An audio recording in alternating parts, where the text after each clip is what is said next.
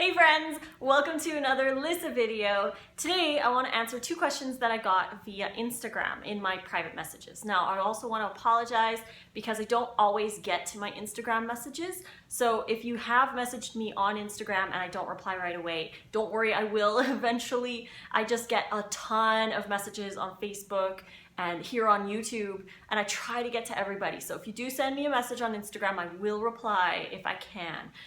But these two questions came up and they kind of coincide together, but not really, but I want to answer both of them in this video. The first one is that when you're eating raw vegan and you don't have, say, the body image or the clear skin, or you aren't at your goal weight or any of that, how do you get over the image that you wish you had compared to how you feel? Like, how do you combine the two or get over that? Because when I was losing my weight, it was really difficult for me to feel like I was a raw vegan because I was overweight and I had an incredible amount of acne, and my sleep wasn't proper yet, and there's all these things that I still hadn't achieved in a raw vegan diet, but that were taking time. So I would go to, say, the grocery store and I would be buying all fruit or fruit and greens or something like that, and you get the comments from the cashiers and they would say, wow, you eat a lot of vegetables, you eat really healthy. Or I've even had some say, have you tried this with brown rice or whatever? And then I would say, well, no, I'm a raw vegan, I don't eat cooked food. And then I would have to explain what I was doing, but I felt really awkward because I wasn't, the ideal of what you would think a raw vegan looks like.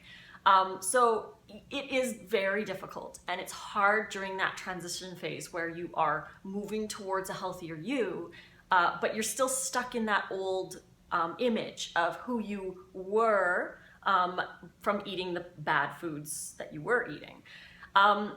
There really isn't a lot of suggestions that I can do for this other than to keep going and focus on your goals, focus on where you'd like to be, focus on the health benefits that you're going to receive, focus on the body image that you want.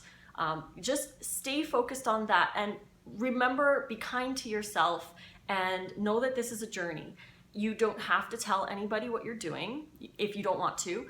You can just say that you're eating healthier, or you're trying to eat healthier, and they'll joke around with you and say, yeah, I need to do that too, because most of us feel, that we need to eat healthier. But if you just, take a step back and, just keep doing everything that you're doing before you feel comfortable enough presenting how you live or whatever, if people ask. Normally, yeah, if people asked me back in the day, I would just say, I'm trying to be healthier, I'm doing healthier things, I'm buying more veggies, I'm cutting back on my meat, blah, blah, blah. Because a lot of people will resonate more with that, especially if you are in the transition phase. That said, if you feel healthy, then it shouldn't matter. You should be so happy where you are because you're already having changes and you're already feeling good. And people should accept that about your lifestyle as well, because you will feel better by incorporating more fruits and vegetables, lowering your fat intake, getting rid of the animal products. You're going to feel better. And yes, you may not be completely where you'd like to be, and no one really ever gets to where they want to be anyways. I know that I'm not where I'd like to be. I know a lot of people think that I am, but there's still things that I want to improve in my life, and still things that I've noticed that have been improving over the last couple of months. And then you get stress thrown in the mix. If you go through a really stressful time, then you need to heal after. So we're always on this constant journey. We are an unfinished masterpiece, and we will just be working on our masterpiece for our entire lives. The whole point is that we feel amazing where we are in our journey. So if you're on your way to your goals, once you get to those goals, you will have new goals. So you're always going to be improving. That's why you just want to, take a step back and just say, I'm just eating healthier, I'm being better, I'm trying to be better than I was the day before. You don't really have to go into detail if you don't want to, or if you feel that maybe you're not quite at the vision. It doesn't really matter because you're doing the best for you. The second question that I have that I want to address is, don't you get bored of bananas? I actually get asked that a lot because bananas are a staple in my diet. Bananas and greens, a lot of fruit and things like that. I eat a lot more variety now than I did in the past. The one thing that I always say is when people say, don't you get bored of bananas? I always reply with, well, I didn't get bored of Doritos.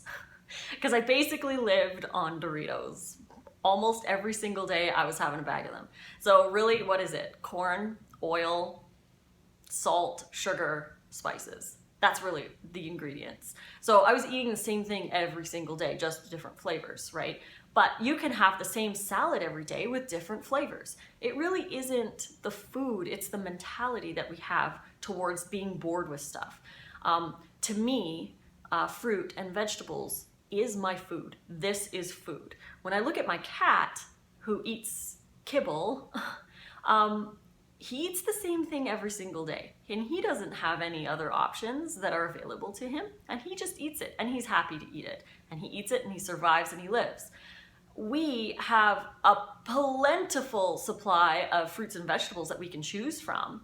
Tons of fruit, lots of berries, different kinds of berries, and we are blessed to live in a time where we can get bananas in Alberta, and I can get mangoes and pineapples so high north. I am so super blessed to be able to have that. So I don't have to live in a time of famine and, resort to potatoes and rice and all of those survival foods. So I don't actually have to do that. I can enjoy the variety of fruits and vegetables. I know in the winter is a little less, but it's okay because I know that I'll be rewarded in the summer for staying raw over the winter. I'll keep the body that I have. I'll be more comfortable outside. Even when I go outside in the sun, I don't burn like I used to. I used to burn all the time, and now I can go out for hours and hours and I don't actually get, a burn. I will get pink, but it's gone in an hour or two. So it's not, eating raw over the winter, even though it's not full of variety, it's still beneficial to me because I will reap the rewards in the summer when I can have even more variety. I used to eat, 4 kinds of animals, 3 of their products, so cheese, milk, and eggs. But, you have your different kinds of cheeses, but same as you have different kinds of nuts. You have a variety of vegetables, just like you have a variety of shapes of pasta. It's still all wheat or rice or whatever else they make, you have your pasta made of, but it's only a couple ingredients. It's just prepared differently. So that's how I deal with the not getting enough variety, is that I just prepare my stuff differently. So for example, my chili has mushrooms, zucchini, tomatoes, dates, and then cashews in the raw sour cream. Really? Those are the only ingredients. They're just prepared differently than if I put everything in a salad and had a cashew-based dressing. So they're the same ingredients, but just prepared differently. And that's how I deal with the variety. And I am actually completely not bored on this diet because, again, this is my food. This is my food source. This is what is available to me to eat. I don't see things in bags as food. I don't see things in boxes as food. To me, they just look like boxes and bags full of whatever. Could be full of puzzle pieces or cardboard or whatever. To me, it doesn't look like food. Food looks like fruits and vegetables. So it takes a little bit of time to get your mind wrapped around that so that you can actually deal with that. But it does, like I said, it takes time. You can keep programming your brain to think the same thing. You always, every time you go into the grocery store, think, this is my food. And just shop in the produce section and realize that that is where you buy food, and everywhere else is just random objects that you don't bother going to buy. So I hope this video helped somebody. I hope you guys liked it. Please click like if you did, and subscribe to my channel to get notifications for more. You can find me on Facebook, Twitter, Pinterest, Instagram, and YouFood, all at Raw Food Romance. And I am on Snapchat, where I share little snaps of my day, bloopers of me just doing whatever.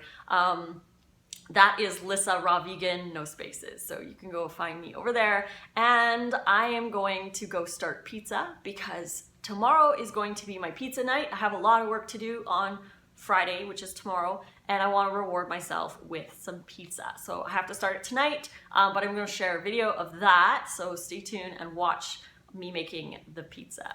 So it's actually Chris Kendall's pizza, which I'm making. I will share a link below if you want to check out his recipes for that, but that's what I'm going to be making later. I'm excited. So I hope you guys like this video, and hope you have a wonderful evening or day or whenever you're watching this. But I love you all, and fruit on.